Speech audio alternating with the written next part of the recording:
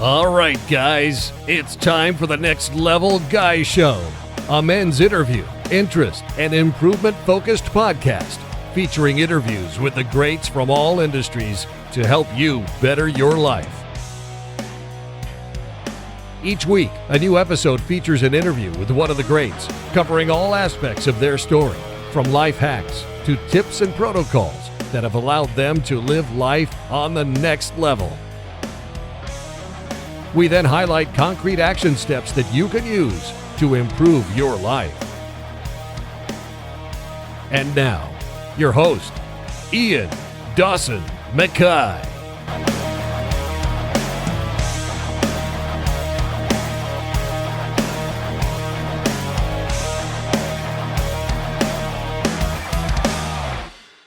And today's guest is Nick Koumalatsos.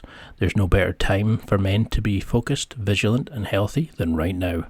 Nick is a husband, father, author, marine raider, Recon Marine, founder of the Agoge, and serial business builder with his partner, Alison Capra. Nick's goal is to inspire, educate and teach men the tools and steps to move forward in fitness, business and relationships, and challenge you to become the best version of yourself. No BS, just straightforward talk from patriots, freedom fighters and industry professionals from all walks of life is what you'll find on this podcast. And in this interview, we discuss how to utilise the special ops mindset in your everyday life, how you can build a warrior mindset every day, how to achieve goals like a spec operative, and so much more. And now, let's get to the interview. Now, I originally found you when you were doing one of your insane immersion challenges, when you were doing the jiu-jitsu, just launching yourself in. But for people who maybe don't recognise the name, could you give a quick introduction? Because you've had such a storied past. It's amazing the stuff you've done. But how would you sell yourself to somebody in a 30-second kind of like cliche introduction? The cliche introduction. Okay. You ready? I was a troublesome youth, 2 felonies by the time I was 13, turned my life around, joined the military. That wasn't enough for me. Took selection for force reconnaissance. And then that wasn't even enough. And then went to special operations and spent my last half of my career within Marine Special Operations Command, deploying overseas, combating the war on terrorism. And then since then, last decade, I've been a serial entrepreneur, building and selling businesses, investing into other things, as well as the philanthropy side of working with our nation's veterans to make them, whole, healthy, and successful post-military service. And you're also a very successful author, and you're running the Johnny Slicks, and you're a father. You're doing amazing stuff, but you initially came from like a single mother. You're a bit of a tearaway when you were younger. Do you think? You've written a fantastic book on change and transition. Do you think that upbringing helped you kind of become independent and realize that you can rely on yourself? And is that what a lot of people are struggling with just now, where life's become too soft? Well, let's agree there. 100%. Life has definitely become soft. Or actually, what I would say is people have allowed themselves to become soft. So, but yeah, looking back at my childhood, growing up in the 80s, with a single mom, with, basically poor, then getting in trouble. We moved around every 6 months. These things, while I hated them as a kid, I feel like, and I actually did a podcast on my podcast with my mom, where we talked about that. And while I hated it as a kid, looking back at it now, being 40 years old and everything that I've done in my life, I look at it and go, wow, that really set me up for success. It made me have to do hard things. It made me have to, go through some of these trials and tribulations, to where now as an adult, I look at things and things that get hard. I'm like, well, it's not that hard. It's not that bad. It's just work, right? It's just hard work. That's what it comes down to.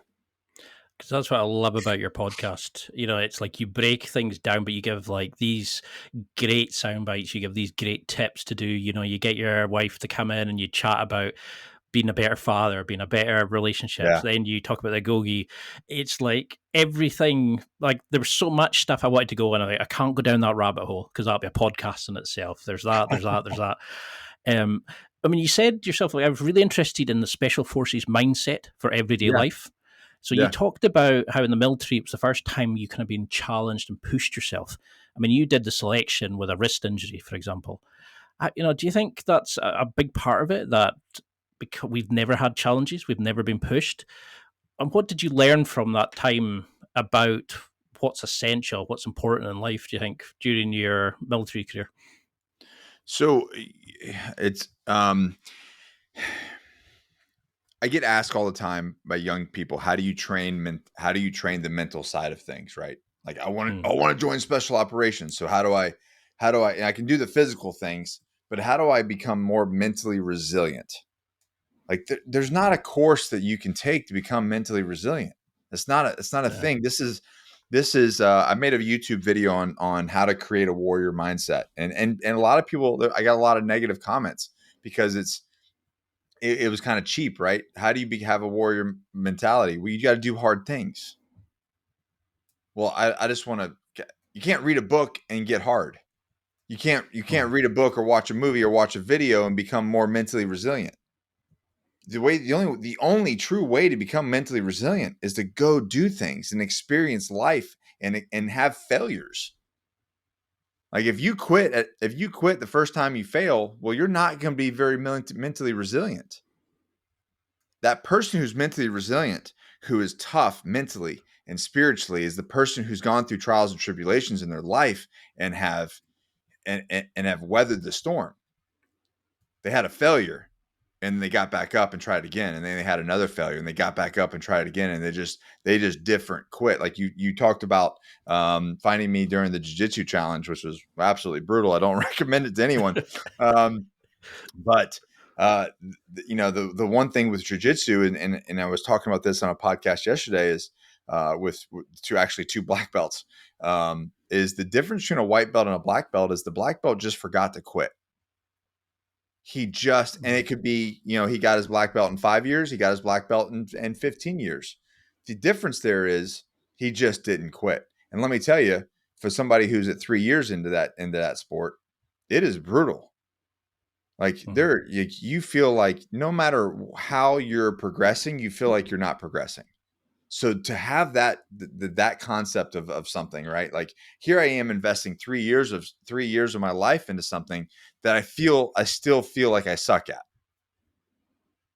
No, I mean that's a big thing for me. Like, I mean, I'm a blue belt in jiu-jitsu just now, and I grew up in an area where you were 2 hours away from the nearest place, so you had to fix, like, say, the plant machinery. You couldn't just go to the shop and get the part. You had to do it in real time, or you Yeah. had to, like, there was miles away from anything. You got like a monthly shop at a time, all these kind of things. And I used to think I was really good at it, but COVID has really highlighted just how bad people are with Yeah. change, transition, with Yeah. pressure. It is absolutely terrifying. I mean, you wrote a fantastic book on change, transition, and you said yourself, like, it's great for vets, but now you can actually see everybody struggles with it. Everyone. So, I mean, It's a human condition. Transition and life changing and all these things are human condition. It's interesting that you bring up the COVID portion, right? Because that's people made a choice. They made a choice to fold up, to be fearful, to stay in their house, to mask up, to allow all these things to happen in their life. Then there's other people that just decided to not. Like my life changed a little bit, but honestly, my work environment and my life and my goals didn't change much. mm, Matter of fact, because all that was happening, I made more money and more progress in the past 2 years of my life than I had the 8 years prior. no, it's same with me. I Because I was made in a choice to. Mhm. I said, I don't give a shit about any of that. I'm going to move the needle in my life. Mhm. How do I get more fit? How do I get more fit? How do I get healthier? How do I, get my blue belt? How do I do X, Y, and Z? Instead of saying I can't because of all these different reasons, well, the shutdowns and COVID and I don't have the money. And I mean, I lost businesses over that. Still, even though I lost businesses, got raided by the cops, blah, blah, blah, blah, blah, everything that happened to me during that time, I still was successful. More Mhm. successful in that year than I were in any other years, even with the hardship. Because that's why I love your always forward mindset. It's like bad shit happens to everybody, but you just get up and go. And you can just go, like, time's going to pass anyway. You may as well go in and do something amazing with it and achieve something with it. Is that where that mindset comes from? How do we build that philosophy into doing it? Because how can we make a sort of field manual for life? Because something that I'm going to talk about in my Always Forward mentorship group is the phase line approach. Like, obviously it's a snowball effect, right? If I get somebody that comes on board, right, and they're just a wreck, they're the opposite of me, but they want to get better, and say we start with just like, hey, I'm going to get this guy to meditate. He's in his own head, anxiety, depression, all this kind of stuff. I'm going to get this guy to meditate, start meditating. If you've never meditated and then telling them you're going to meditate for 30 minutes every day for 30 days, it's a bridge too far, right? Or getting somebody who's never, like, say you've never worked out and you're like, you just show up and you're like, I'm going to work out every day for the next 30 days. You hear that the whole time? Yeah. What's the chances that person's going to fail? About 100%. right. Exactly. Right. So it's like, cool. I appreciate your enthusiasm, but why don't we work out 3 days a week? Why don't we get three 20-minute, if you're not working out, let's get 3 20-minute sessions in a week. And we can consistently do that. Well, then we can build from there. We can go to 4, or we can make them, 30-minute sessions or hour-long sessions. And then we can add in a 4th one. Next thing you know, you snowball your snowball effect. Now you are training every day. But look what your life is improving step by step. Every one of those sessions is improving a little bit more. Now you go a month and you did 3 training sessions a week, or three training sessions a week for a month. You're going to feel better. You're going to start noticing changes in those 4 weeks. And you're like, okay, I want more of this. There's positive reinforcement, right? And it's the same thing with anything. It's like, you have to start the plan. I want, what is my goal? Okay, my goal is here. I'm going to create a 90-day phase line approach, okay, to reach my goal. What does that mean? All right, Nick, let's just lose weight loss. All right. The world is fat right now. Everybody needs to lose some weight, right? So let's look.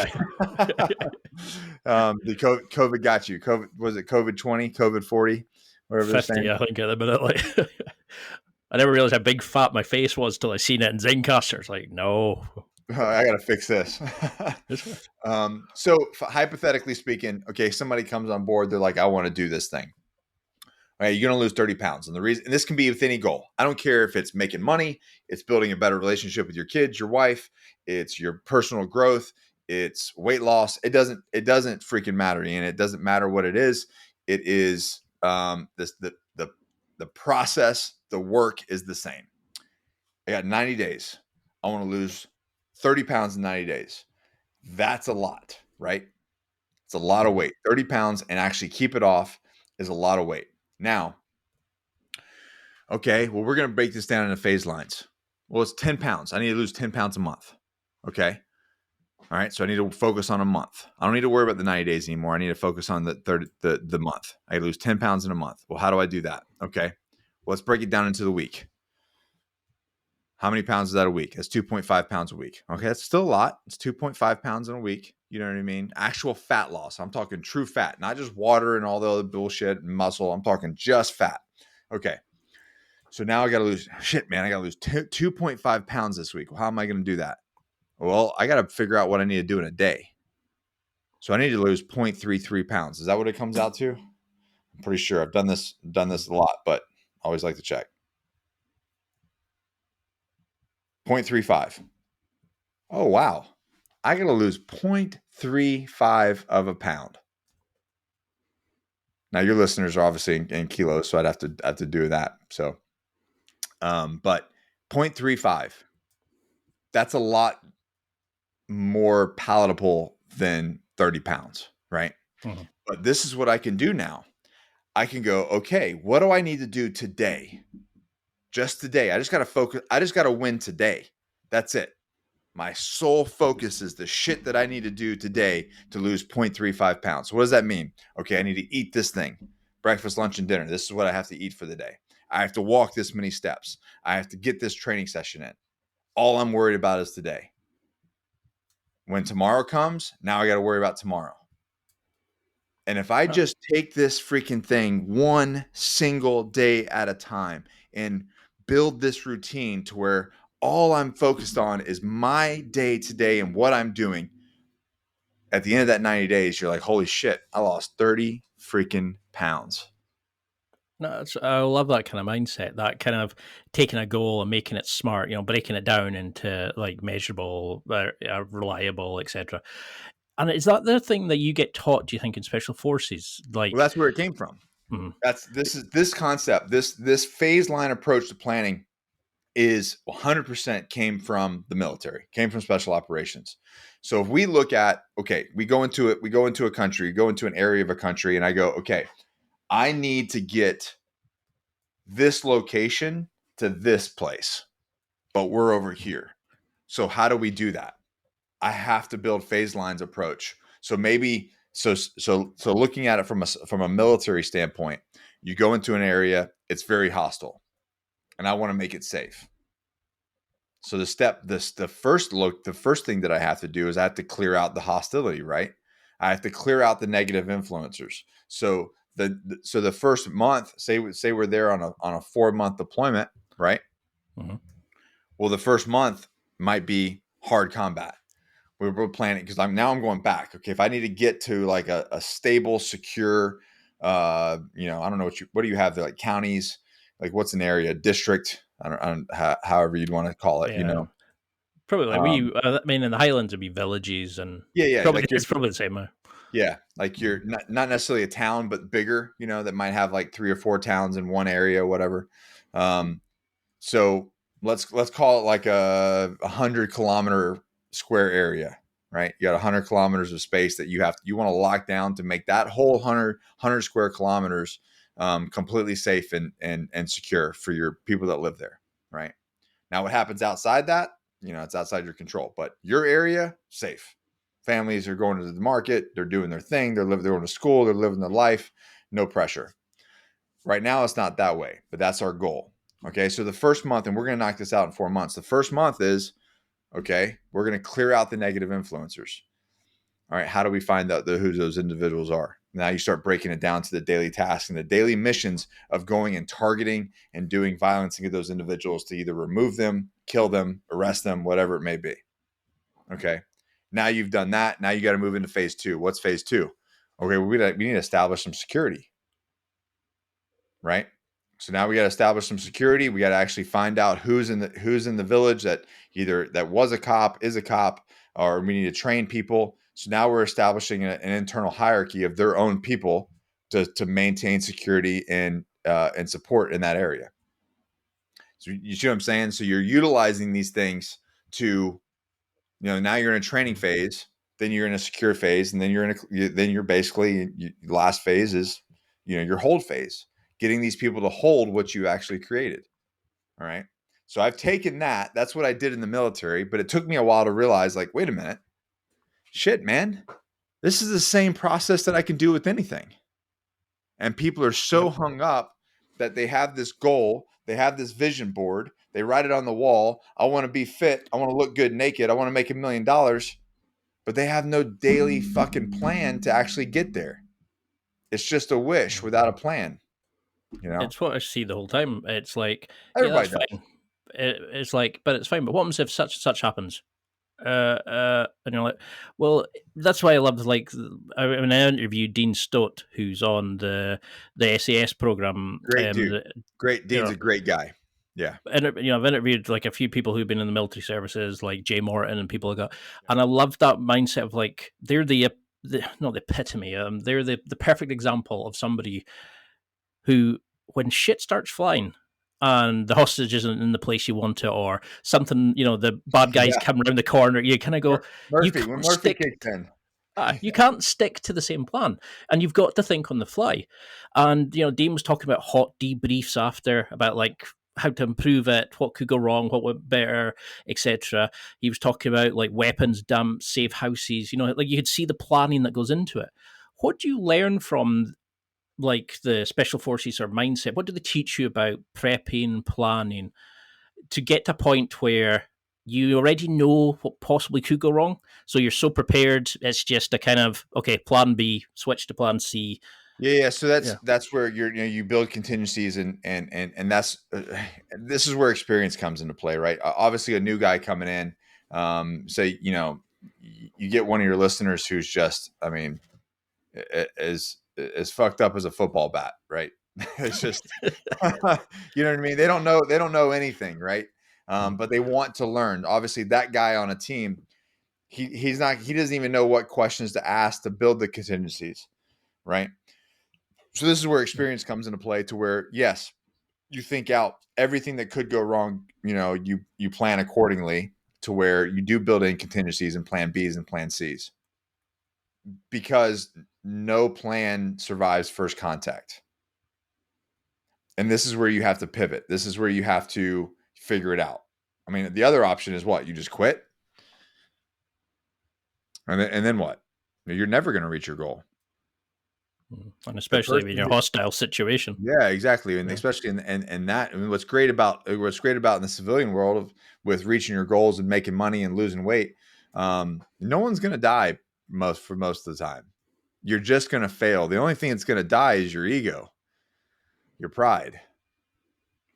And does this sort of link into your Mayday trigger that you've talked about, where people kind of are doing great until, they have a late night, they have an argument with the missus, the kid plays up or something, they can't get their work in.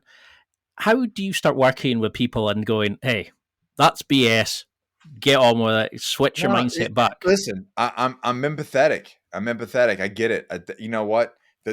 I love the things that says no bad days, right? I love to say no bad days. At the end of the day, I like to say no bad days, because it's a mindset of like, listen, no bad days, no matter what happens, because this is what's going to happen. No matter what happens that day, which we all know, your tire's going to blow.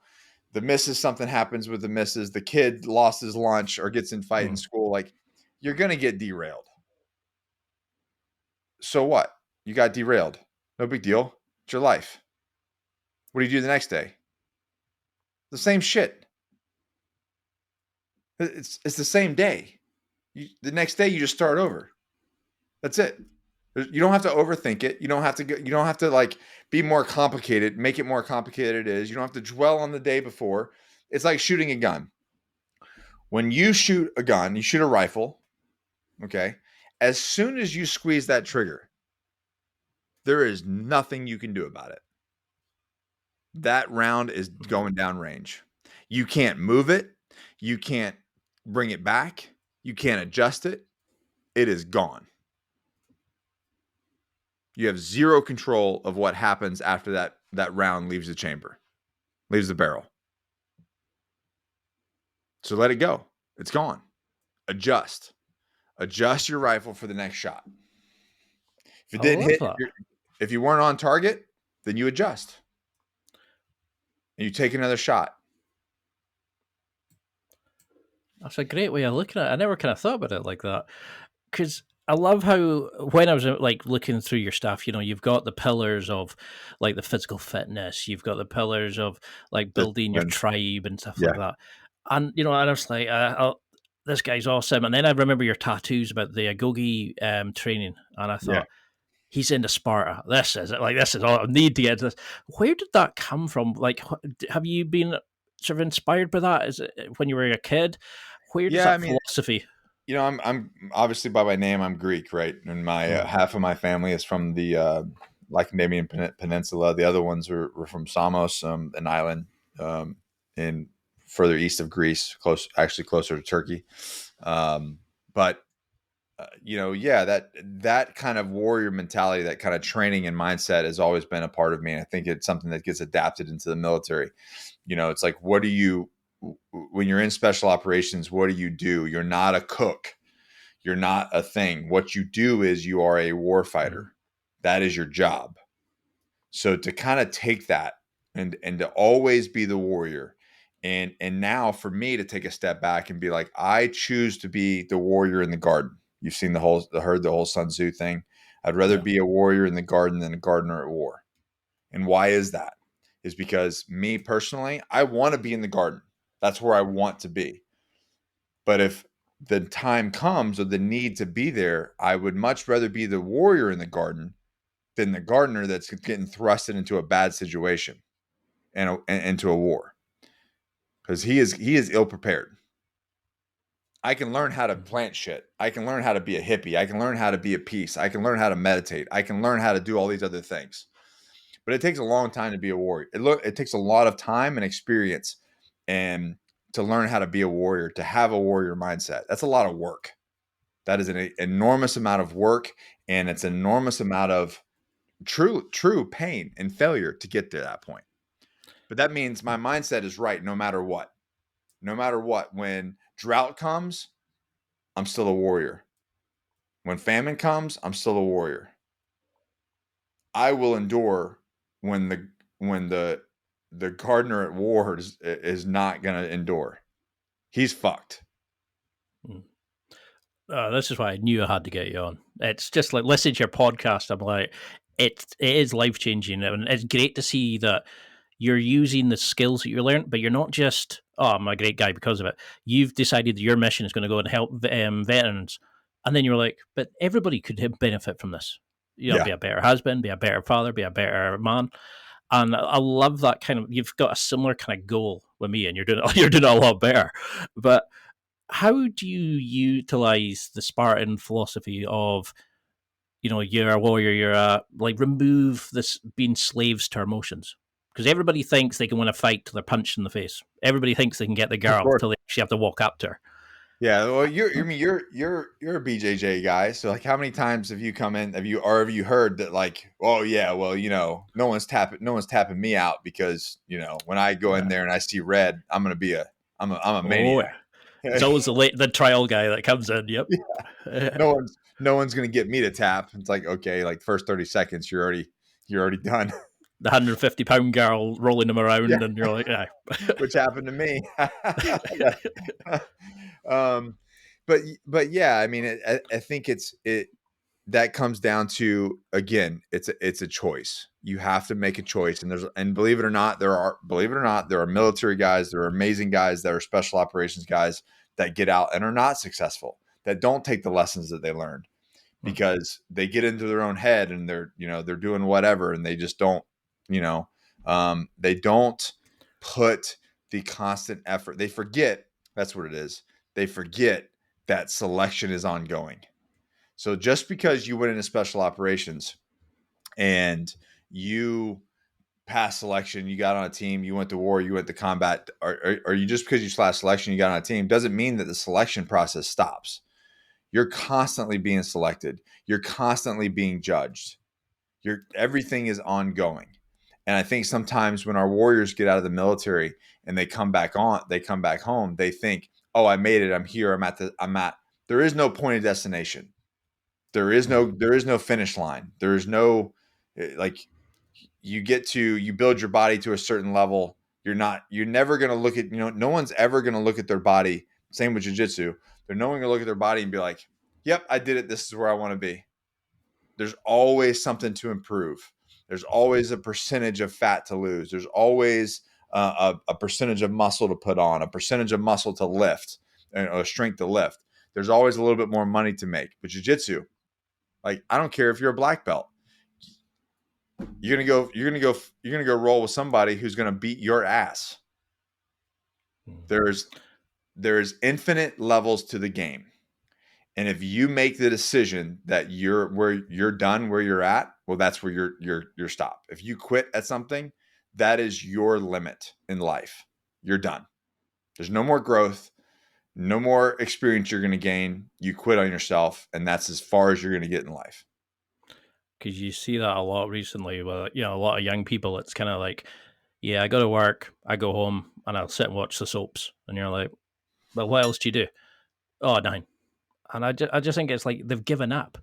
And that's Well, why I like. that's their choice, right? That goes back to Mm, choices. If that's the life that I have no problem. If you want to work a part-time job at 40 hours a week and go sit on the couch and be fat and watch your soaps, then that's cool.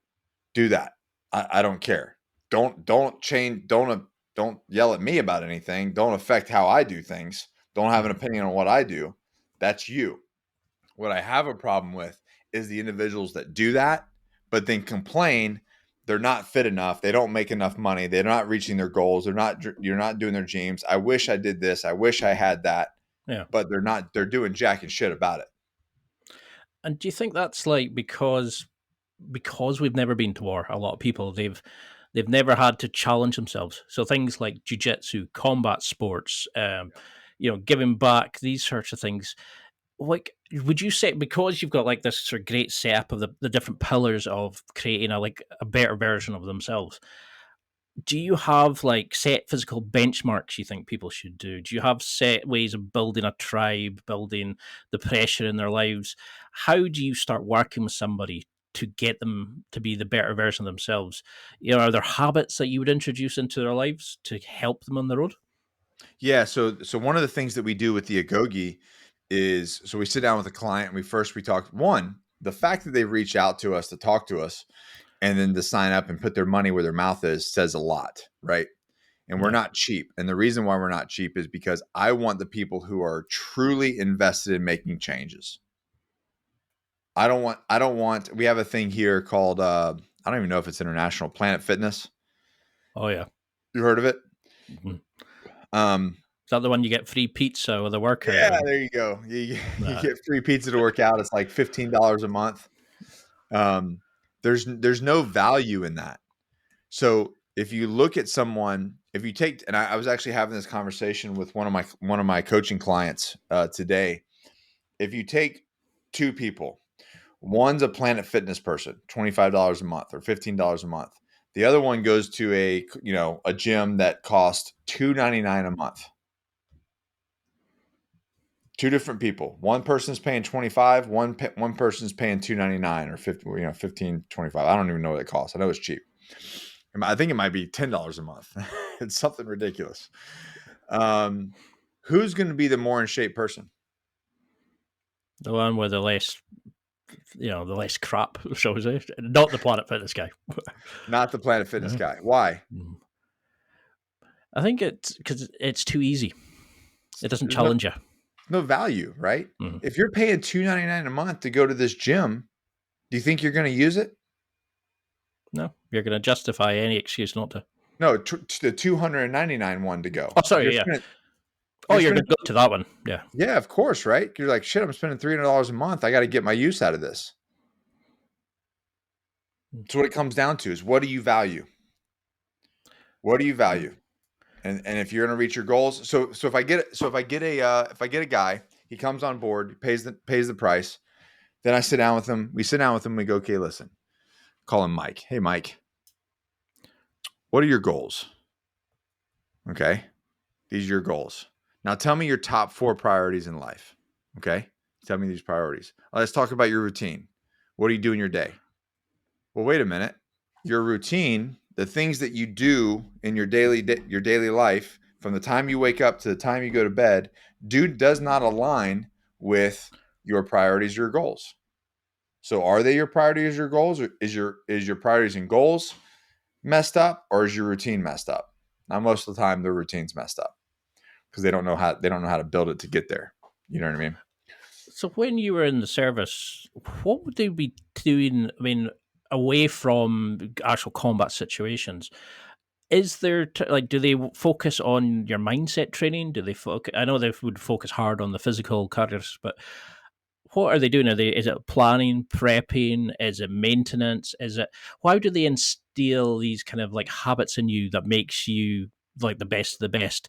So it's interesting you say that, and you would think that there's like this robust training thing for the mentality portion, right? To get yourself mentally ready. There's not.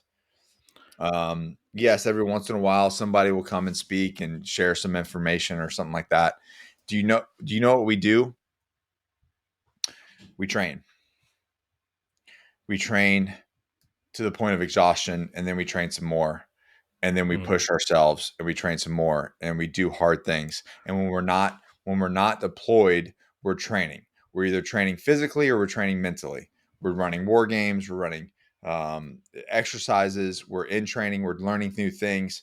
We're testing everything that we do in special operations. There's a test at the end. You're constantly testing. You're constantly having to pass something. You're constantly getting put into situations where you have to succeed or fail. That's what people don't understand is like you can't listen to a speech, you can't listen to a podcast, you can't read a book, or watch a movie, watch a video on YouTube to become mentally resilient. The reason why these guys are so tough is because they've been put in tough situations and had to either sink or swim. So what other sort of similarities do you see between top performers? Because I see, like, with the people I interview, I see some like very similar characteristics, some very similar mindsets, the way that they take on things.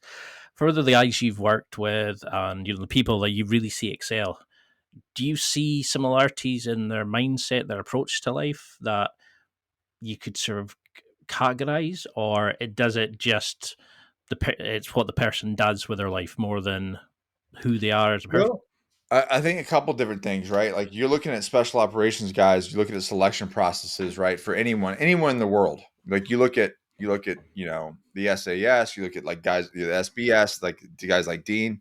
Dean's a great story. Matter of fact, what a just amazing story. But if you look at all of those individuals and their selection processes, for the people that you see, I'll tell you this right now, there's about 90% of them that you don't see.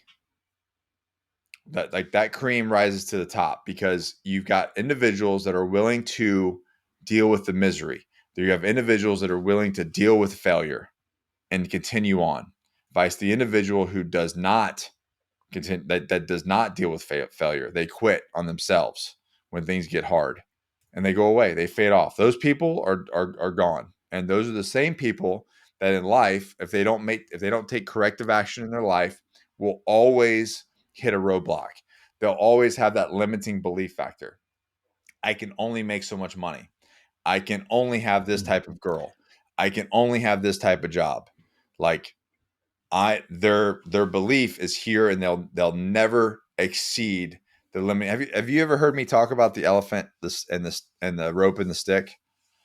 Yeah, it's like when you plant it, they put it into the thicker rope so the baby elephant thinks it can't pull out. So when it comes to the full size elephant, it can't pull the rope. So I think, well, what's the point of me trying? I can't do it. I can't do it, right? My whole life I've been tied to this rope. And here I am. Here you got the largest walking mammal on the face of the planet tricked into believing that it is where it's stuck where it's at, when you and I both know it could trample the whole village. Yeah. But it's been trained, it's been conditioned. Well, I look at us as a world, us as a society. Majority of people have been trained and conditioned to be put in little boxes, to be put in certain economic structures. Right? You were born poor, you're gonna die poor. You were born, your family's overweight, you're all fat. You're like, well, you're just big boned. Well, that's funny because I've never seen a big bone skeleton yet. So I'm pretty sure when we all die and rot away, we all look the exact same. So that's a lie. I can only make so much money. I can only have this much education. I can only do these things. These are all lies that you've been told or you're telling yourself. But if you can get somebody to truly believe that there is no limit, there's no ceiling, there's no point of destination, there's no finish line. It's just about constant growth. It's constantly about moving the needle in your life in whatever way you can. That's a powerful person. It's time for a quick break. There are millions of potential products to buy, so how do you know which ones are worth your hard-earned money? Simple. You go to nextlevelguy.com/affiliates and explore those that will transform and improve your life. You'll find deals, listener exclusives, and special offers with some great companies. Recommendations are 100% honest and only on items Ian has tried or believes in. The companies showcased will make you a better man in all areas of your life. Simply go to nextlevelguy.com/affiliates and level up. You see that, don't you? It's like everybody goes, "Oh, I'm just gonna when I get good at jiu-jitsu, or when I get into shape," and you're thinking, that's never a goal. That's never It's going to never going to happen. happen. It's not a tangible thing. And I just don't get that kind of reasoning. It's like that's part of the fun. It's the journey. It's not as Aerosmith, great song. It's not it's the journey, not the destination. You have to enjoy the journey, because that's all there is. There is no destination. There is no getting there. I just never understand that way when people kind of have these goals where it's like very kind of, it's like you're saying, they're built into blocks. They're never going to actually go and step out of it. And do you think that's where true growth comes from? It's when you realize that you have one life, that no one's coming to save you, that what you actually need is on the cusp of your comfort zone, that you need to step out of it. Absolutely. It's on the fringe, right? If you have a circle, growth happens on the edge. And that's the reason why that I'm constantly doing different challenges. Every year I do something, because I feel, because like where I'm at in life, professionally, personally, it's very easy for me to get just kind of complacent. I've got a great team. I've got a great employees. I've got a great wife. I've got a great family. My businesses are doing great. It would be very easy for me to just kind of sit back, kick back, and put my feet up. But then basically I'm dead. I've died. Mm-hmm. And what people think is like, oh, you can relax. No, it's not relax. It's death, because now you're not moving forward. You're not. I want to continually to move forward in my life. Like there is no limit. So for me, doing these different challenges, doing different hard things, doing things that are really outside my comfort zone. So like, for instance, I haven't even told anyone publicly this. I'm when December 10th, I will enter into my very first men's physique competition at the Holiday Classic. Like the whole bodybuilding scene type thing, but it's a men's physique. To be 100% honest, I don't really like that scene. I don't really, but posing on stage in board shorts, believe it or not, as much as my shirt's off in all these different videos and doing different things, I don't really like the whole posing thing. I don't really like spray tans and all that kind of funky, weird stuff, that you have to do. It is super outside my comfort zone. But what I see is one, I'm 40 years old. To be able to look like that at 40 and over, I think is a beautiful thing. Yeah. To have to put my body and mind through this dieting regime and training regime to be able to get to that level to stand on stage and compete, and not just compete, but win. That's a challenge. For me. It's like competing in jiu-jitsu. It's like, and do you think that, that's what I was very interested was you do regular challenges. There's a guy called, I think it's Laurie Shaw, who's got a YouTube channel, and that's all he does. Every 30 days, he'll go pick something, like it's Muay Thai, acting, parkour, whatever. Like he's just I need to go do something. Do you think we need that? Like, whereas you guys are going on missions and you're constantly challenging yourselves, we need to have like competing. We need to be, I think volunteering. Yeah. I think the difference in human beings that do that is night and day. It makes other people uncomfortable. There is no growth without that. So the people that are constantly doing that, imagine if you just could learn one thing. If you were like, you know what? I don't know everything. I want to learn one new thing a day. So in a year, you've learned 365 things. And if you kept that up, I just want to learn one new skill, one new trade, one new piece of information a day. What does that look like? But it goes back to a choice, right? That's a very different type of individual. Now, there will always be the individuals that don't do that. So how much easier is it for the few that say, I want to grow. I want to be better. I'm going to make the choice to be better. How easy it is to stand out amongst everyone else and to rise, the cream rise to the top. It's easier now than ever. Hmm. But how do you know you're on the right track then? Because I've noticed that with a lot of people is they come out of, say, like the services, they come out of a job or whatever, and 6 months down the line, they're suddenly going, I don't know what I'm doing. I'm in a crappy job. I'm in a crappy relationship. Whatever. How do you monitor this change? How, like, because you've written The Excommunicated Warrior, so you've Yeah. written about change and transition and things like that. Yeah. Where do you see guys going wrong with not so much just their goal setting, but also how they monitor it, how they achieve it? Because I look after PhD students, and their planning's great, but they can be 6 months down the line and go, "Oh, that's experiment's completely wrong. I need to restart it." And so it seems that. You just answered your own question. Mhm. So everybody's like, they get out and they're like, well, I want to follow my passion, but I don't know what my passion is. So how do you find your passion? That I don't think I would know myself. Do you think sitting in your house is going to find you your passion? Just sitting on the couch watching the Hell no. telly? Not going to happen. You have to go down the journey. Yeah, guess what? 6 months. I did not get here. I'm not on the same path that I started 10 years ago. 10 years ago, I was on a completely different path. But if I did not walk that path, it would not led me to this. If I would have quit down that path at some point, if I would have thrown in the towel, rung the bell, raised my hands, throw my hands up, I would not be here either. So the way to find the thing, like you're talking about your PhD students, like in 6 months, they go, well, shit, I got to rethink this whole thing. They're not starting over. They're not starting over at all.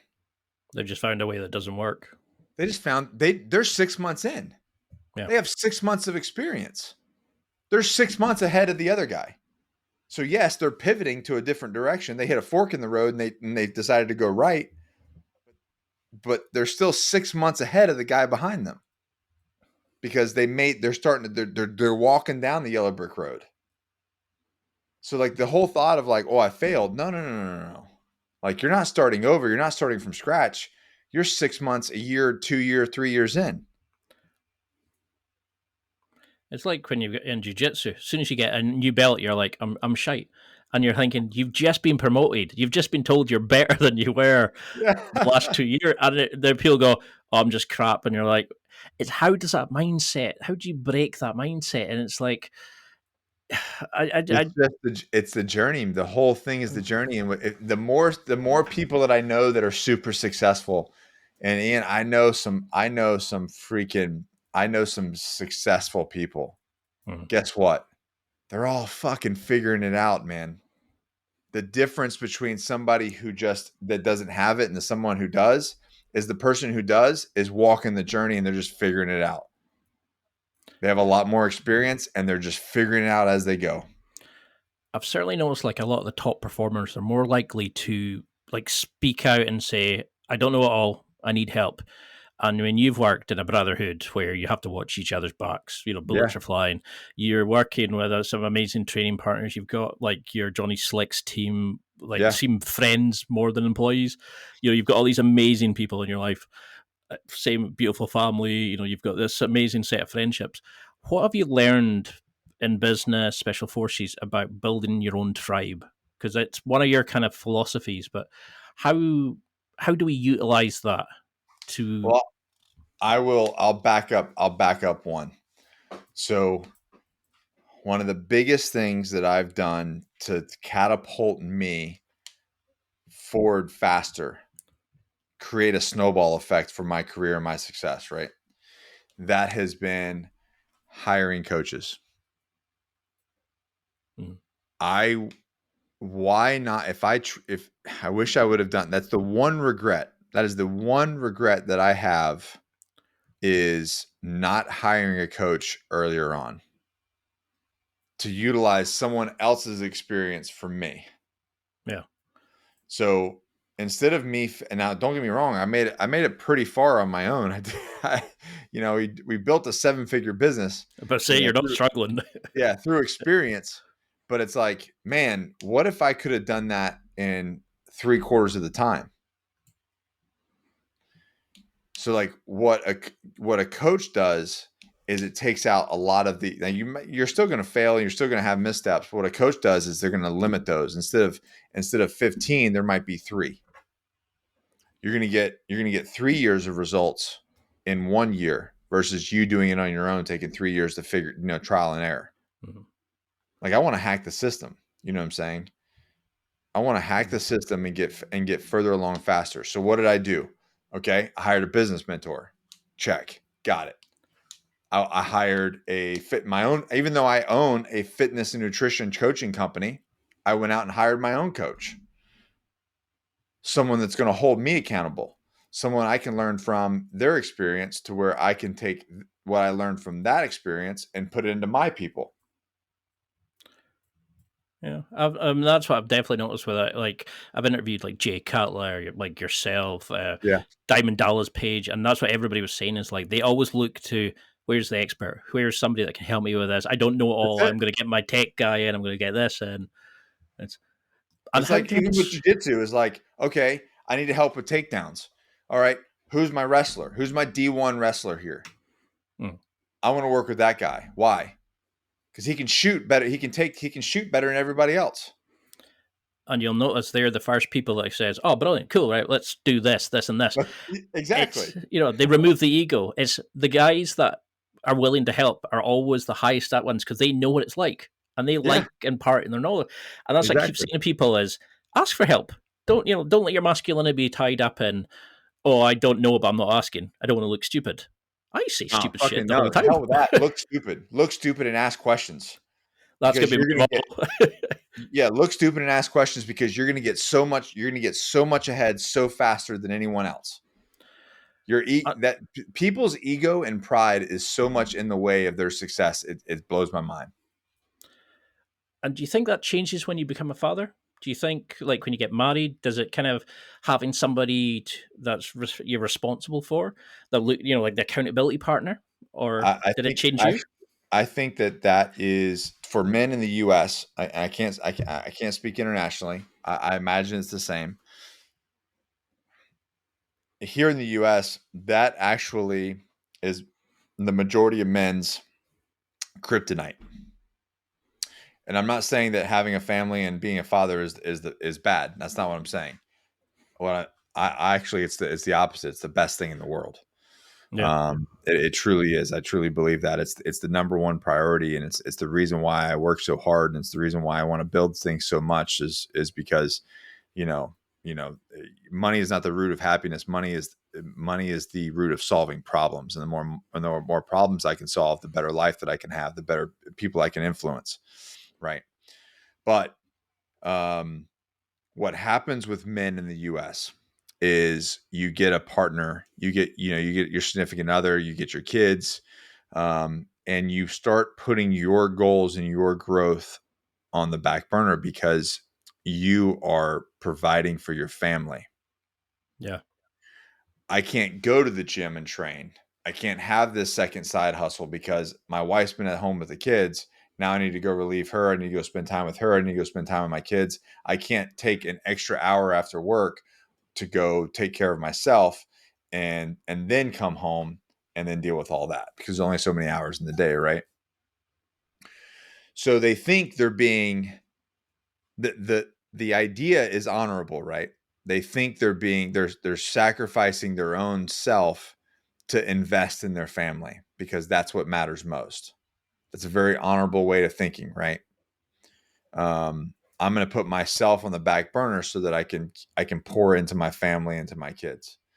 Here's what happens with that though. Now their health starts to suffer. They start putting on weight. They start overeating. They start doing all the lifestyle thing starts to happen. Now their kids are 15 years old and this guy is looking at heart disease, type 2 diabetes. How are you serving your family now? Or is your family going to have to take care of you when you have a stroke in your 50s? and your kids aren't even out of the house yet. Like, how are you being the best version? How are you being a role model to your family, to your kids? You're not. But you hear And that a lot, don't you? People saying, "Oh, but I can't do that," and you're like, "Well, everybody else had the same 24 hours." Pat yeah, Flynn, makes something like £300,000, sorry, dollars a month, like on his bad months, and that's what he was saying. Is I used to get up at 3 in the morning and work before the kids got up. I yeah, still, I still did all the father stuff, but I worked. I figured out a solution to work around what I needed to do, yeah, and it's like what you're saying. It's like time's going to pass anyway, but it's not selfish to look after yourself. Like I think that's what you said. It sounded like self care is the yeah. best care. You have to Be- look after your because number one. because what happens then is now I have the physical attributes to go play with my kids. I have the Mm. energy to play with my kids. I can get out on the ground. I can move. I can. I don't want to be the big fat overweight guy on the side of the soccer field, yelling at my kid to do something on the football field that I can't even do. Mm. Or worse, for if you see these parents who hate on their kids because they're Yeah, doing something that they wish they had done, their regrets. And that's the thing. It's like in 30 years, it's just going to pass regardless. he's gonna pass. I want to be the kid so I have two older kids and then I have my brand new one and then we're working on another one. Um, so when my young son, when he's 15, I'll be 55. 55 years old. I want him to look at me at 55 and go, when I'm 55, I want to be like my dad. Mm. I want to have that physical. When I'm 55 years old, I want to have that fit. And we've all met somebody like that, right? I'm sure everyone can think of some older guy or older woman that's like, damn, I hope I can be like that Yep. when I get that age. You know what I We've mean? got crofters up here that are like 80 odd and throwing sheep on their shoulders and Yeah. walking with it. It's just like nine to them when you're like, and Yeah. with people who can barely go up a flight of stairs. Right. Yeah. Exactly. So when I want my kids to look at me and I want to go, when I talk about playing football or when I talk about doing jiu-jitsu or lifting weights, I want him to look at me and go, that's my role model. He set the standard. Hmm. But we miss it. We think that we're providing for our families, but the best way to provide for our families is to set the standard, to be the role model, to be a professor, a teacher, a provider, a protector. That's how we're leading our families. That's how we're teaching them. I By love it. by being overweight and lazy, we're not doing them any justice. We Hmm. have to be the very best version of ourselves for them. And if we're not, then we're setting a bad example. And guess what will happen then? If you're the dad that's overweight, that's dealing with heart disease and type 2 diabetes and all these different acid reflux, guess what's going to happen to your kids? And we see it, right? We look at a family and we see somebody who's not, those doesn't have it together, and we look at their kids and their kids don't have it together. I wonder why that is. That's Yeah. the example that you're setting for them. They're going to turn into you. But if you look at a family that's super in shape, that eats healthy, that does sports, that does all these different things, what are their kids? Their kids are just mirrors of them. Yeah. So I you have think to there ask was, yourself, what do you want for your children? Whatever you want for your children, you better damn be sure that you are the epitome of that. You are the clear picture of that. You are a living example of that because they're not going to hear what you say. They're going to see what you do. hmm. It's like you see those babies following their mom doing their yoga. They don't know what they're doing, but they're imitating what they're doing. It's My son is not even 2 years old. He's been going to the gym. He's been going to the gym with us since he was a week old. My wife got back into the gym after a week of giving a baby. that's incredible. I mean, she wasn't doing like crazy stuff, but she was doing what she could do, right? She Hmm. wasn't squatting 1,000 pounds. She wasn't doing all these different things. She was just doing the little things that she could do, being consistent and just the whole process of just, hey, it's a weekend. We're going back to the gym. Yeah, If I she can, needed it. if I have to sit on a bench and do curls and presses, that's what I'm going to do. Hmm. You know what I mean? I don't have to do a million things. I just need to be able to do something. So, anyways, he's been there since he's literally been in there with, blaring rock music or rap music or whatever it is Good that we're choice. playing since he's a week old. Now he walks around, he gets the little like 1 pound dumbbells and he's like shrugging and doing curls and doing stuff and squats. And I've never taught him any of that stuff. He just sees what we do and he mirrors it. Now, if we keep this up for the rest of his childhood, what do you think is going to happen? If this is his life, it's not Netflix and iPads and computers and video games and all this stuff. If it's just jiu-jitsu and park and swimming and the gym, that's all he's going to know. No, it makes a hell of a lot of sense. Actually, I can remember there was a Simpsons episode years ago when Lisa was telling off the aunties for knocking on Homer because she was like, but he might be an infallible man, but he's my representation of masculinity, of manhood. And I look at men later in my life for my relationships based on him. I look at who I'm going to be based on him. And they were like, yeah, just carry on playing with your toys. Because they're just like, pfft. But when you say it to people, they're like, that's a point, and then they maybe change how they are better with their kids and stuff like that. I can look at like my parents, they're overweight. Then I was like, yeah, I do the same thing. I have like the little blowout that lasts over the weekends. I do this, I do that. And I see my parents or my granddad did it. And I was like, that's a chain I need to break.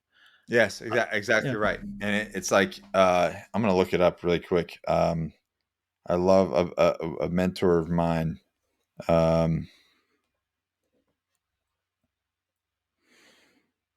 Yeah, here it is. Fucked up kids grow up to be fucked up adults who repeat fucked up patterns until you unfuck yourself.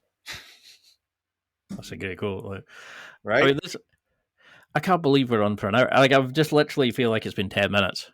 And that's why I love it. Like, your podcast is amazing. Like, everything you seem to be doing is amazing. But what do you want the evolution of your brand to be?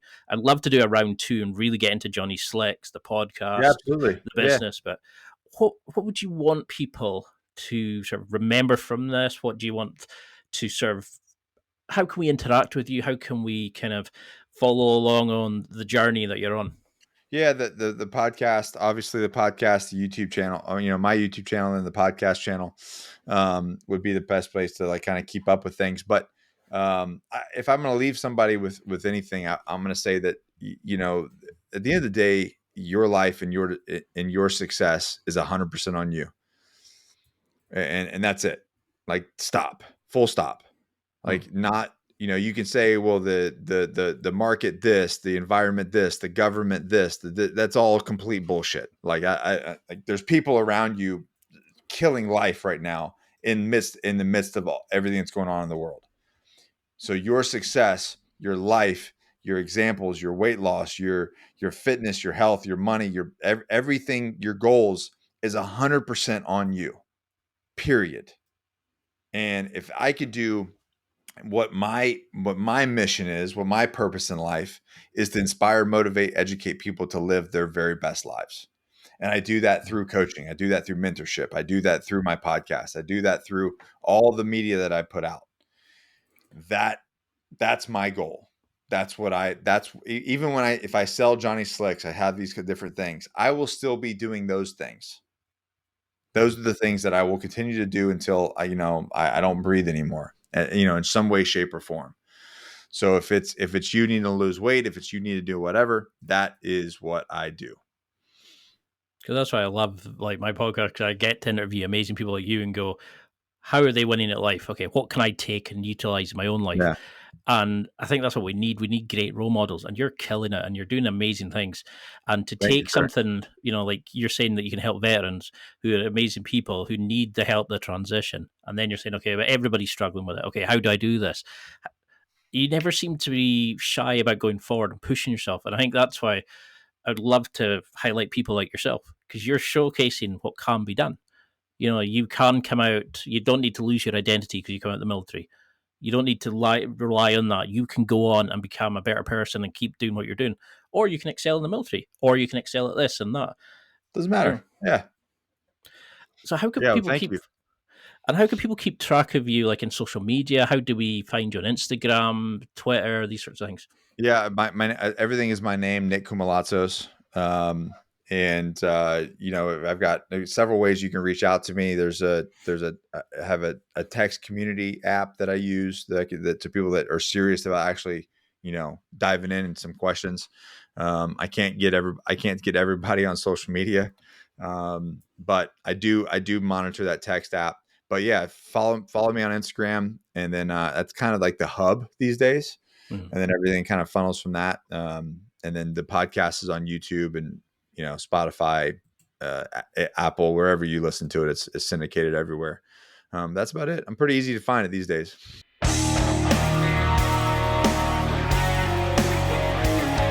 Well, that's it for another week, and thank you for listening. It's now time to take what you've learned and use it to develop and enhance your life with the key points mentioned. Listen, try it, embrace it, use it, and crush it. Now's your time to hit that next level in your life. If you liked this episode, then please leave a comment on the show notes or a review of the show on your podcast platform. Everything helps evolve the show. Until next week, keep seeking the next level in your life.